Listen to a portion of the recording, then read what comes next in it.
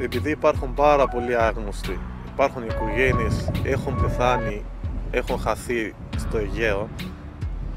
και εμείς δεν μπορούσαμε να κάνουμε κάτι,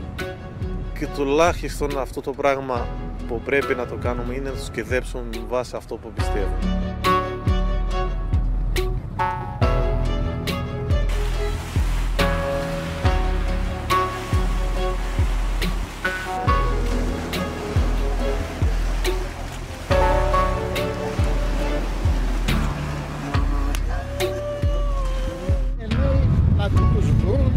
Για να ησυχάσουν οι άνθρωποι, δηλαδή να αναπαυθούν οι ψυχές των ανθρώπων σωστά, και η μάνα και ο πατέρας που το ψάχνει αυτό το άτομο, όποιο είναι αυτό, να είναι και αυτό